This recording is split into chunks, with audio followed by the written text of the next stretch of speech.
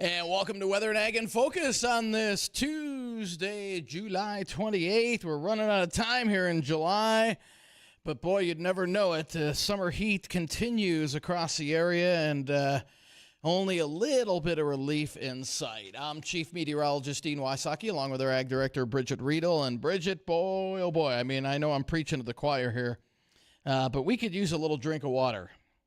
I think I had this question earlier today on one of our other shows, and that was, all right, if we got some rain, what's that gonna help? And frankly, whatever we've lost for corn yield, we're not going to get back.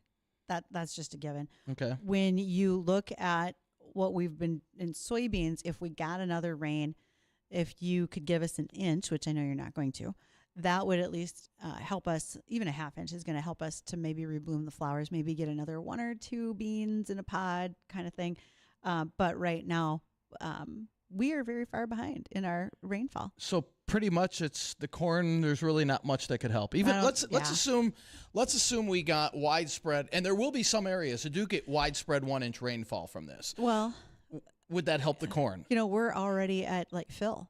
Right. And silking and all. I can run through all those terms here later in the show, but we're at a point where what we're going to get is what we're going to get. Okay. I don't think we're going to change anything on our corn crop. Okay. But we got to fill the sunflower heads. Those would be nice. Right. Dryable beans would be okay. Okay. I've had some sugar beet folks say they would take rain to help, boost the tonnage that they've got. Later on, we'll want to talk about sugar content, but so far, that's kind of where we're sitting. Gotcha. And we do have rain in the forecast. And this is probably the best shot of rain we've seen here over the last few weeks. So, although it's not going to be a whole lot, again, we will take what we can get. We're looking at no rain today, though. Quite a bit of cloud cover. We'll call it partly cloudy outside. And we're still looking at hot temperatures today, topping off into the low 90s. We're in the mid to upper 80s across the area right now. So we'll warm up a few more degrees with light winds out of the south-southwest. And then clear to partly cloudy tonight. A little bit of smoke haze possible with lows in the upper 60s, light winds. And tomorrow we'll have southerly winds about 5 to 15 and highs in the upper 90s tomorrow. Now, as we head into Thursday, we'll see the clouds increase, and we'll see scattered showers and thunderstorms developing across the area. There's going to be two things. There's going to be a front moving in, and there's going to be an area of low pressure along that front that is going to trigger off some showers and storms.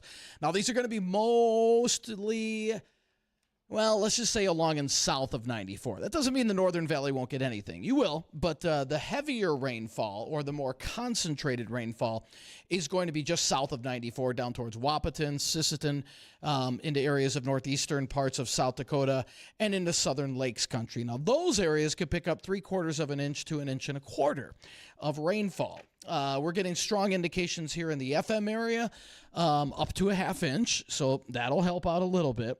And again, that is during the day on Thursday into Thursday evening.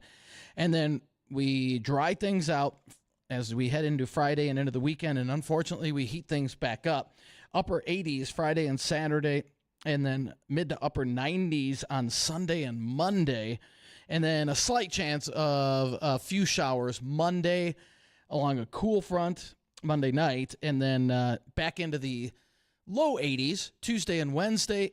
Short-lived. And then the heat returns as we head into the end of next week, into the following weekend, with a lot of 90s back in the forecast. And taking a look at the LRC, that heat is going to continue as we head into early August. So, and along with that, now there will be, we call it a ring of fire pattern. We saw that on, I believe it was Friday night.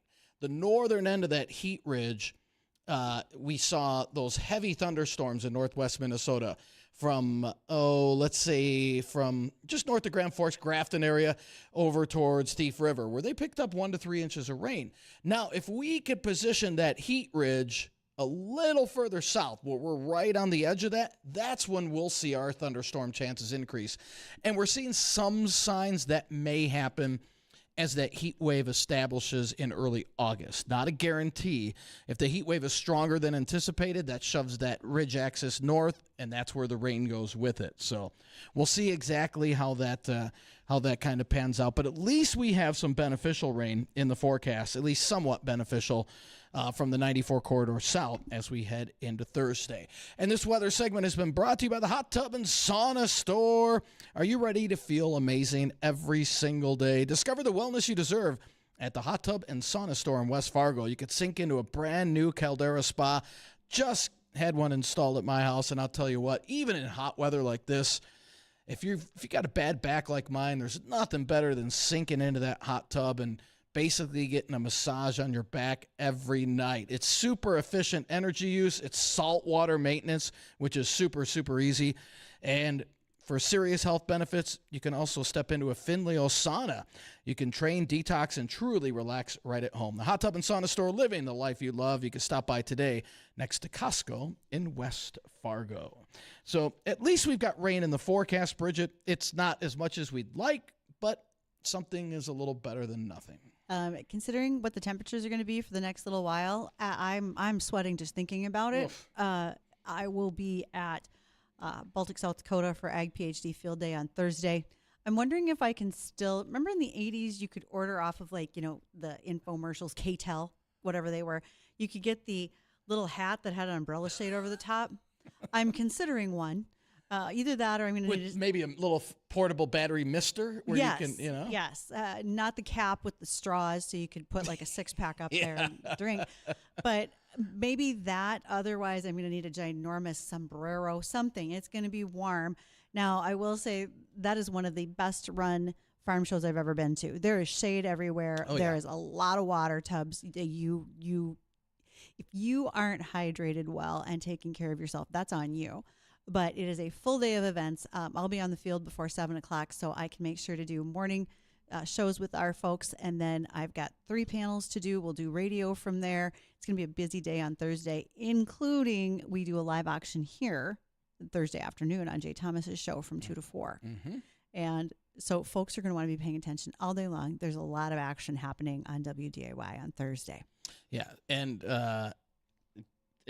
this Thursday, you're saying? The 30th. So, and they might get some rain down there too. God bless. Yes. So I'd be fine with that. Fingers crossed, because they need it too. But then you got to deal with the corn sweat and all that moisture. Don't care. Yeah, I know. Don't care. As long as you can get a little moisture. If I have to fall into one of those water troughs that's holding water bottles, I will. Good deal. I can dry right back out. Good deal. So for many of you who may have questions in regards to what's going on, whether it's with Field Day and others, give us a call. The JLA Insurance phone line, 701-293-9000. Appreciate all the followers who watch us on our Lighthouse Commodities live stream. That's Facebook, YouTube, as well as Acres TV. And again, Acres TV, that's where our show will be streaming on Thursday. I'll be on the Acres TV stage while we do the show. And then additionally, remember you can send emails, ag@flagfamily.com or weather to dean@flagfamily.com. So that grumbling about why hasn't it rained yet? Why is my water bill so high for my garden? Those don't go to me. They go to Dean. I mean, I'm happy to try to help you out, but there's only so much I can do. Speaking of that, let's talk about disease for just a minute. We know that in the summer months, when you're watering plants, they shouldn't be wilting. Our first sign of wilt, everybody runs to saying we should water, put more water on. That's got to be our problem. But what if it's not? What if that wilt is caused by something else? When you think about water movement in plants, it moves through what's called the xylem, and it's hollow connected cells that go from the root through stems into the leaves. And that water travels from the roots to the air surrounding the plants through this system. It exits through the stomata. Anything impeding the process actually leads to a wilt. There are fungal plant diseases called vascular wilts. That could include fusarium wilt, verticillium, oak wilt, even Dutch elm disease. And so that fungi develops and spreads through the vascular parts of the plant, including the xylem. It's like clogging up the plumbing on the plant, and water doesn't transfer. So the plants start looking like they're wilting, like they need water, when the reality is it's a disease that's causing it. Think about this not only in our cropland, you can see it in your garden, you can even see it in your houseplants. You may have that wilt where no matter how much you water, things aren't getting better. And as Don Kinsler would say, if you think that plant needs some water, like stick your finger in there and check. Is it damp? Is it dry? What does it need to have? But disease could also be a factor that we want to think about in so many different respects. While you're thinking of things to do today, because it's hot, I did visit with one lady while at the West Acres Mall donating blood. She said her daughter's air conditioner quit. So God bless if that's happened to you, but you should go to West Acres then, because they are running a blood drive with Vitalant from 11:30 a.m. to 6 p.m. That'll be today, Wednesday, and Thursday this week. And we are at a critical shortage of type O blood right now, but they're not going to turn you down. Anything you got and are willing to give.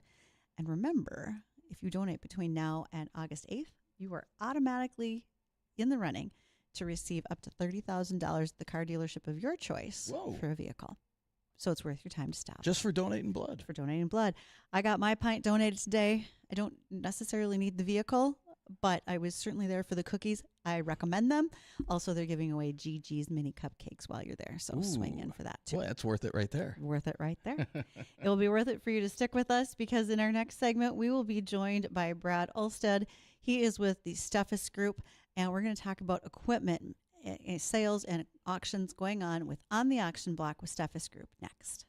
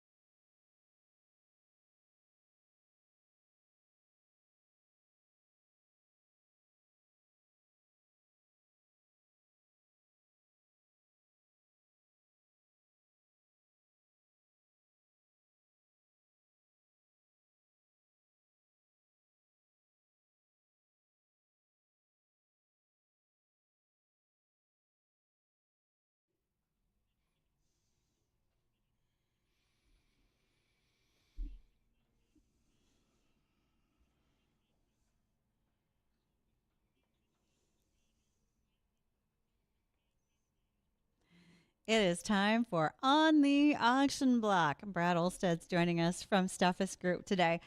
Okay, Brad, we didn't necessarily have a lot that we were going to talk about today, but this morning I was reading an article and the discussion was in regards to what's happening in the secondary equipment market and how things are very, very strong right now as far as the opinion of that particular article. What do you think? That is so factual and true. The auctions are the leading indicator of that market, and that secondary machinery market is the most sought after because it's the easiest to cash flow in these economic times. And the price of new machinery is not coming down. No. And so people are saying, okay, what can I get for the best bang for the buck? And that second and third generation equipment is really strong right now. There's a lot of pent-up demand. A lot of the producers can work on it themselves, and it creates a marketing advantage to people that are in the wanting to sell that equipment. So it's a win-win for both parties, to be honest with you. Working on stuff yourself matters right now. Oh, Saving your absolutely. shop Absolutely. cost. Yep.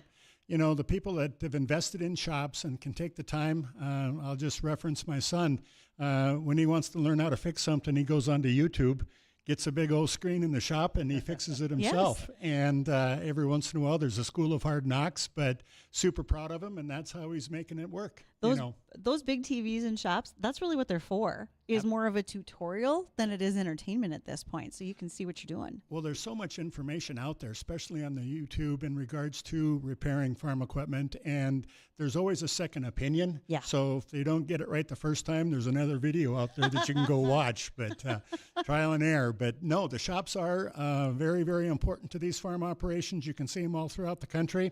We all know we have to support our local dealership groups, but at the end of the day, it's your money that you're saving, and you got to take it to the bottom line. That's why working on your own equipment is very, very important. No, there's times you need someone who can be the expert for you. Absolutely. But Absolutely. If there's things you can do yourself, you're trying to right now. Yep.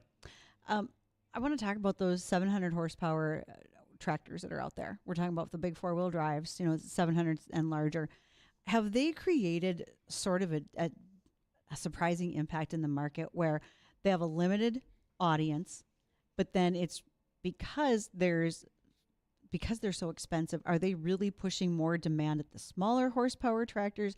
What are they doing in the marketplace right now, those big guys? Well, like if you're going to refer to Case or John Deere, I mean, all the way up to 830 horse, the big buds that they're making right now. Yep. That's such a select market, and you have to warrant that type of horsepower, be farming in 1,000-acre fields. Really to justify.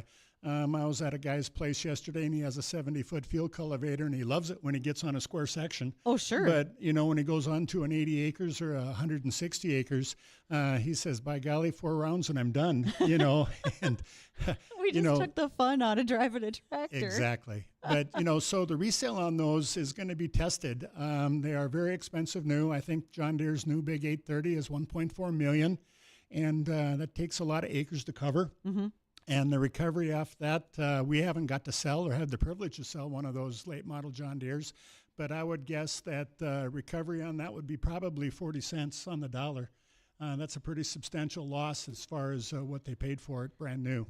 So, that next guy to buy that kind of horsepower, he's not out there yet. No. He's not. And I saw a stat last week, 30% of your farm budget is equipment. And if you are buying and then wanting to sell something, you're going to lose 40 cents on the dollar on that piece of equipment. Oof. Your banker's not going to want to have that conversation with you too many times. They got into that deal as far as purchasing equipment because they didn't want to pay Uncle Sam. And it was really good when things were rolling. Nobody likes to pay Uncle Sam. Nobody likes to pay Uncle Sam. But it is coming back to roost a little bit with some of these producers that did that. And now they have to pay. Mm-hmm. And they're going to get paid probably in a way they don't like to. Are you seeing an uptick in purchasing storage solutions for harvest? Last year when we were talking beforehand, so much damage from derechos. People were buying baggers. They were looking for short-term storage solutions, maybe even some of those giant grain carts that you park at the end of the field. Are you seeing anyone looking for more of that this year as maybe the cheaper storage solution? I think what happened last year with that derecho, a lot of people invested in the grain storage, and actually there's a lot of them that expanded just because our market was telling us with the carry You could lock in some future prices that had a substantial carry, and that carry that you would get would actually make your Ben payment. Yes. So there's a lot of new Ben construction going on this summer. Ben sales have been very strong, and for that simple reason that the producers want to control. They, like last year, the guys that had to sell soybeans off the combine for $8.40 a bushel, and 3 months later they're $11.50. Yep. You can pay for a lot of storage when you take a look at those kind of prices in such a short period of time. So I look for that to be the same this year.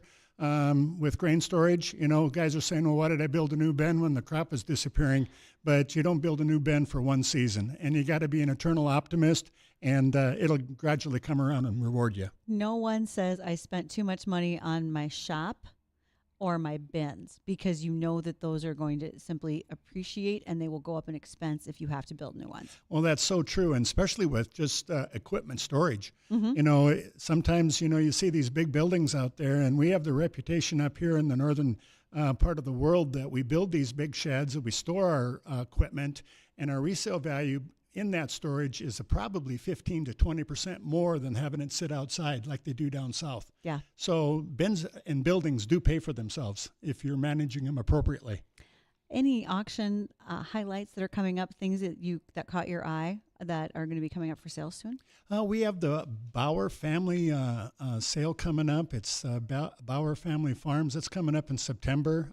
John and Dennis, just a great couple of guys that been farming all their life. It's a 4th generation farm, and it's the end of an era. And that'll be a talk about auction. We're going to do a little interview with them, and it's going to be promoted, but that'll be one to look for. Also, for the Boyd family out at Buffalo, North Dakota, we're going to sell a section of land out there. Land around Buffalo, North Dakota does not change hands very often. No, it doesn't. So it's a big talking point. Land values are still very, very strong. A lot of pent-up demand for good quality production land, also pasture land still strong. So, we're staying cautiously optimistic. We all know we can't control Mother Nature, and Mother Nature is throwing us a curveball right now. And I just encourage all the listeners out there to have a little empathy towards some of these farm operations out there, because they're suffering a little bit. You watch a crop get put in, you watch a crop grow and really start to look good, and Mother Nature kind of throws you a curveball. We got to be a little sensitive out there when we're talking to these farmers and ranchers, because they're hurting. Yeah, this is a financial situation that is going to reflect through Main Street, through the counties. It doesn't just hurt one farm. Absolutely. I mean, it does. It trickles down, and we all have to be supportive. And like I said, have some empathy towards those producers out there, because driving down the road, I get to drive around the country a lot, and it just goes out. Now, there's some pocket areas that have been blessed with the rain. God bless. And that's just how it works in production ag. So we're eternal optimists. We just got to be aware of what some of these guys are going through on the stress factor, because it's there. And with probably 20% of farms not having an upcoming heir, there are going to be more of those retirements. Like you said, end of an era, 4th generation that's going to have an auction. They don't have somebody that's going to go to. I tell you, we're seeing that more and more and more. And, as far as auctioneers and in the business, we have to have that ability to talk these farmers and ranchers through that decision process. And some of those decisions are some of the hardest that anyone's going to make in their whole entire career. And there's a lot of finesse there and talking them through it, because it is, what am I going to do after I'm not farming anymore? And there's tons of things to do. You just have to realize that there's opportunities out there. I did a sale for a farm family, and he had 6 phone calls to drive tractors after his sale was done. So everybody needs a good retired farmer to keep on working. They do. I have been an agronomic therapist myself. I think you probably do many of the same things, Brad. I do. We do. Yes. At Steffes Group, they can find you online, steffesgroup.com. That is correct. And we encourage anybody to check out our website. We have a lot of super exciting sales coming up. And we have some specialty auctions coming up. I was talking to a party this morning that's got about 20 vintage Harley-Davidson motorcycles, talking about bringing them up to Fargo, and we're going to sell those in September. and he's got some old gas pump memorabilia, just one of those old fun auctions. So, you know, at Steffes, we do it all, Yeah. you know, and it's going to be exciting to get to promote, and I'm excited to get to see that collection. How old are the Harleys? Back to the 30s. Whoa. I mean, there's some really, really unique stuff there. The old Cushman sidecars, things Yes. like that. So I haven't seen the whole list, you know, had my first meeting with him. He's super excited. He's got everything sitting in Lidgerwood, North Dakota right now, and he's going to bring it up to West Fargo. So that'll be a talk about auctions. So, you know, at Steffes, we do it all, and it's just a great, rewarding career for me. It really is. This has been so much fun. Again, I've become way more of a machinery nerd in my older years than I ever thought I'd be. So, Brad, thanks for joining us today. Thank you very much, you guys. That is Enjoyed it. On the Action Block with Steffes Group. They're here once a month with us just to talk about machinery. And additionally, they're here a second time every month to talk about land sales and others. So stick with us for that. When we return, we've got interns in today. It's a couple of guys from My AgData are going to talk about what's been going on in their summer. So we'll be back.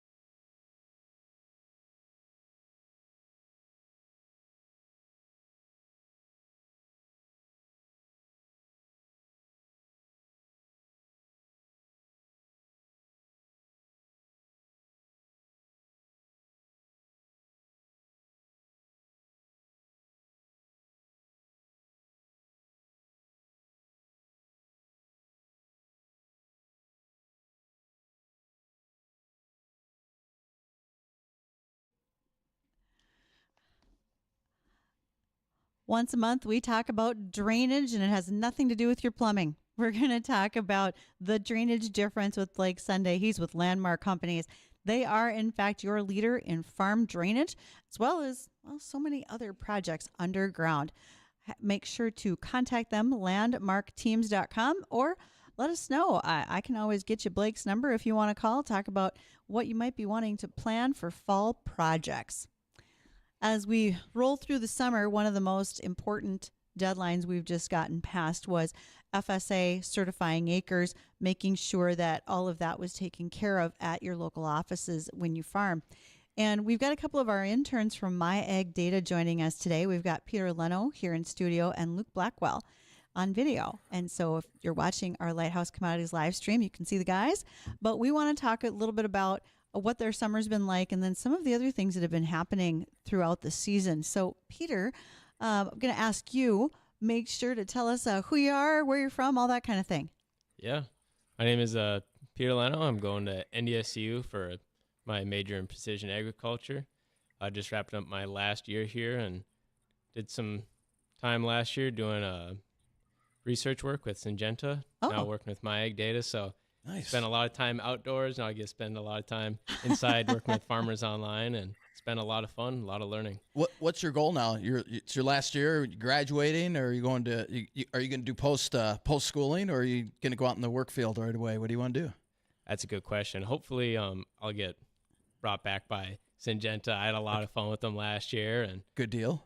learned a lot, especially with AgData. It's a really unique position to be working with them, doing the FSA reports, and getting to work firsthand with these farmers and seeing, what their issues are and how their tech works. What's the biggest thing you learned from them?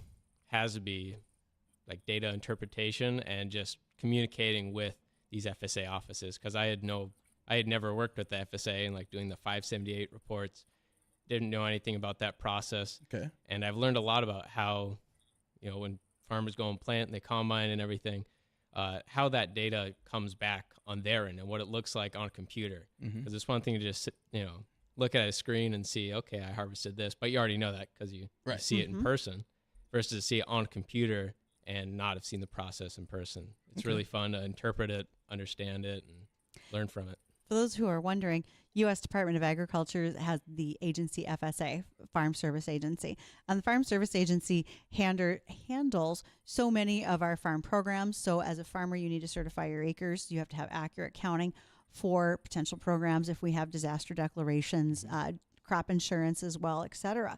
And so that's what the interns from AgData have been doing this summer, is to helping make sure that that farm data comes directly out of the cab, off of our precision tools that we're using, and going directly over to FSA for accuracy. And one of the other students that worked there this summer is Luke Blackwell. Luke, tell us your background as well, please. Yes, ma'am. Good afternoon. My name is Luke Blackwell. I'm from Amarillo, Texas. I will be a junior next year at Oklahoma State studying geospatial information science. So, Hold on. So I went from precision ag over here with Peter to geospatial science. When you picked that as a major, what were you planning to do? well, so I've kind of been all over the place. I started as crop and soil science. Okay. So I grew up farming and ranching, but mostly livestock. And so I was, oddly enough, more interested in the crop side. So then I did crop and soil science, took a precision ag class where we did GIS work, and I fell in love with the geospatial insight that you can gain from looking at stuff on a map. So, Wow. I never thought that it would be exciting to look at maps, but look at us go. We're having this discussion with two guys who would say that it has been very exciting. So, Luke, before we leave talking with you, talk a little bit about your duties this summer. Yes, we can say that you made sure to take data off the tractor, put it into FSA, but what did that actually entail? What's that process look like when you're helping farmers? yeah, so one of the coolest things that I got to work on was inside of our GIS system. So we use QGIS. Curating the farmer's data is invaluable. It's pretty incredible to see how messy ag data can be. Of course, if you have more than one OEM that you're bringing in, you could be using John Deere and Case. A lot of times the planting data or spraying data that you're bringing in is not clean, right? So one of the biggest things that I got to learn how to do was clean up that data using GIS. and then upload it into our GIS platform, and toggle with that. So just curating the data. So, Peter, when you guys say the data wasn't clean, this is more than someone should take a shop towel and wipe off their monitor, right? What does that actually mean? It can mean a number of things. Okay. Sometimes farmers will get their plant dates mixed up because some spots of their fields will be wet and some will be dry. And you've been planting for 36 hours straight, and you have no idea what day it is? Yeah, and you're not worried about what the data looks like. You're more worried about just planting, right? Yes, you are. So some of that data comes in bits and pieces, and we have to assemble it on the map. Okay. And a lot of back and forth with the farmer to be like, what is this? Why is there a big hole in your field? Is there something else planted there? Is this the same thing that's all over the field? You went back 3 weeks later after that wet spot dried out. Yeah, and Okay. they'll come back and they'll tell us that, but sometimes we don't get that data. So we have to communicate with the farmers a lot to fill in some of those gaps. And you're easing that for them. You're a phone call versus them having to drive to their county offices. Yep, phone call, email, text, all that. And they definitely appreciate the phone call more than, talking to a robot, going to an office. And a lot of these FSA offices now, too, they're very underfunded at the moment. So yes. they're really understaffed. They can be kind of hard to get a hold of and, get your data from. And they have to make appointments. So, like Luke, you're able to make that phone call or clarify with the farmer versus, I've got guys that farm in 3 counties up here. You got to go to 3 different offices, make 3 different appointments. Sometimes that's 3 different days out of your life to go get that done. You're simplifying that in a lot of ways, aren't you, Luke? Yes. Yeah, no, that's one of our biggest approaches. Most of the growers that I worked with this summer farm in multiple counties. And so being able to save them that time and effort, one phone call away, and we're going to be able to get it more accurately with our system than they will in the FSA anyways. So even if they do go into the FSA office, they're still only using their CLU boundaries, right? So we're overlaying their planting data with their CLUs. And so we're taking into account their waterways, their windmill roads, their holes, just like Peter said. So that just gives them an extra bit of clarity when they start doing their insurance forms. So what if I'm that farmer? I majored in precision ag and she just got back to the farm. She knows this kind of stuff pretty well. Are you still an option with my AgData for her versus having to have you guys input it? Yes, absolutely. So we have managed services and we also have SaaS, which is software as a service. So with SaaS, that's exactly who it's directed at. It's somebody who's familiar with field boundaries, familiar with CLUs, and they can just go into our system. It's a very easy platform, very easy onboarding, and it's a very quick report. And so they can get that PDF report, send it straight to the FSA, rather than paying us to do the full thing for them. So they have full ability to edit their fields, do whatever they want within our service. And once you guys have done that, Peter, someone can take that information, they can use it at their local retailer, because what if they need to order seed or fertilizer, right? Your accuracy is pinpoint. Yeah, absolutely. Using that data, you won't overbuy. You want too much seed, too little seed. You can buy exactly how much you need because you know exactly how many acres you planted. Which is nice for a change instead of maybe a little guess. Because I can guarantee you, in my years working in the industry, a guy running a spreader really appreciates it when the acres are right and he doesn't have most of a load left on fertilizer and have to find a home for it, et cetera, especially at these prices. So, gentlemen, when you think about the skills that you're going to take away from this job, which ones come to mind first? So, Peter, for you, you worked research last year, learned that you liked it, but what are you going to take from this summer to apply in the future? Well, the research is very fun. Go out driving tractors and spraying fields. It's a lot of fun being out there, but it's another thing to actually understand what you're doing and what it looks like on paper, and being able to understand what you just did and how it looks on paper, what you can do with it, and how you can report with it. So for me, learning how to handle the data that you're collecting was a very invaluable skill. So you pretty much just learned the big picture of all of it. Yeah, I just connected all the dots. Luke, what about you? Yeah, I would say in a similar vein, also communication, talking with all these FSA offices and learning the FSA policy that has been coming out recently that supports our mission. That was invaluable experience just to have a perspective with GIS in ag. Something that you don't really get in school without having this experience. And then like I was talking about earlier, that GIS experience at school, we only use ArcGIS. Mhm. With this company, we've got multiple forms of GIS that we use to curate data and play around with that. And so that's been super cool just to learn open source vector data like that. And then there was also some Excel work that I did that was really valuable, just searching for missing CLUs and communicating with FSA offices on that front. So working with thousands of rows of data within Excel and learning those functions. I love someone who just said, I learned great things about Excel. He said Excel, and I thought, oh, please, God, not another spreadsheet. Okay, so that's the difference here. But you guys, in internships, you learn what you want to do and what you don't want to do. And for you guys, you learn a bit of both, which I think is pretty important. Yeah. For those who are interested in finding out more about my AgData, where could they possibly go to look it all up? Well, we have a wonderful website, myagdata.com. That'll give everyone a good overview of exactly what we do and what we offer. Excellent. All right, gentlemen, I want to say thank you so much for joining us today. I love hearing what's going on with interns and the things that they are doing throughout the season, and this is no exception. So, again, thanks for the time today. Yeah, thank you. All right, when we come Absolutely. Thank back, you for having us. we will have a recap on the weather, which includes, finally, some rainfall. But just how much rain are we expecting? We'll run down some of those details coming up here in just a few minutes.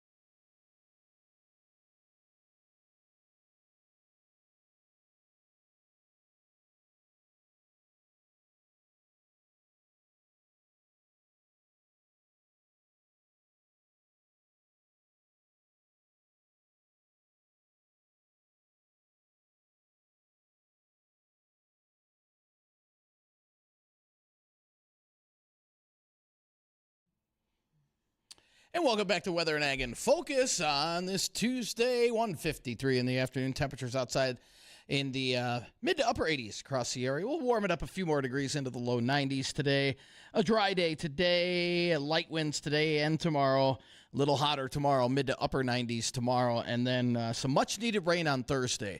Now, the latest short-range computer models and even our mid-range computer models are spitting out about a half inch or so of precip across the FM area, with heavier amounts to our south, down into areas around Wahpeton, Sisseton, down towards, let's say, Fergus.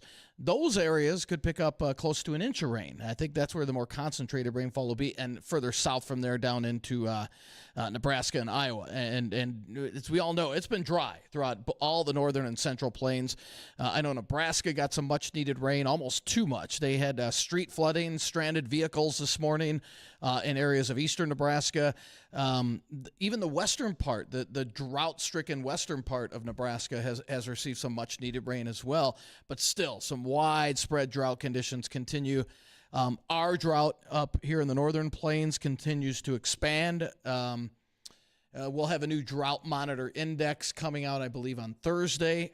So we'll see exactly how that increased. But at least we've got some rain in the forecast, although it's not a lot. But as you said earlier, Bridgette, not going to help much for the corn, but for the beans and sunflowers and whatnot, every little bit helps. And like I said, we're getting pretty strong indications of about a half inch of rain here. Minnesota Soil Health Coalition has a soil health school next week, August 6th and 7th. So that's Thursday and Friday. And it's up near Crookston on Craig LaPlante's farm. Ray Archuleta is going to be there. They're doing field assessments, rainfall simulator demo. If they are digging a root pit, I want to know how. They must have a frost bucket on a backhoe, because trying to dig into this ground right now would be tough. Yeah.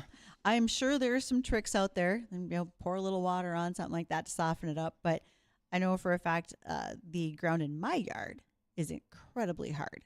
I don't think you're gonna be able to just easily dig a shovel into that. My yard, it's the lawn's gone dormant. I'm sure many lawns here have, and it's just that you don't even bother cutting it at this point. See you next year on that lawn situation. I'm gonna sort of hate my water bill in July, only because we've been watering the garden.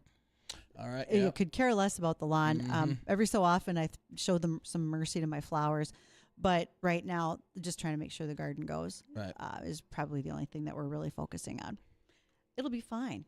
Speaking of that garden, one of those summer fan favorites would be watermelon.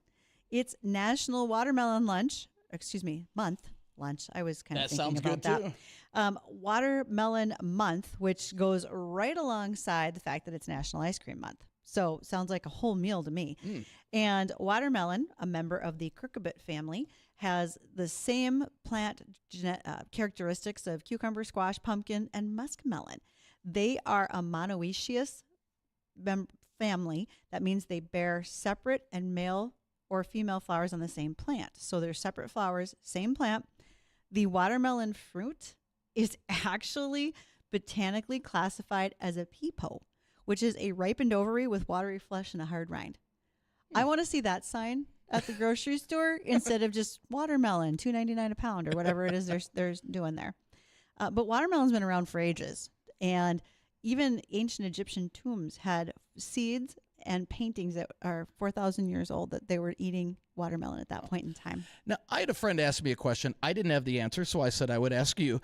They wanted to know, is there a difference in taste? And what they were getting at was, they said they found that seeded watermelon more often than not tasted sweeter than non-seeded. They can be bred for different varieties. You also have the pink flesh, the yellow, the orange, and the white flesh, and they probably have different sugar content in them as well.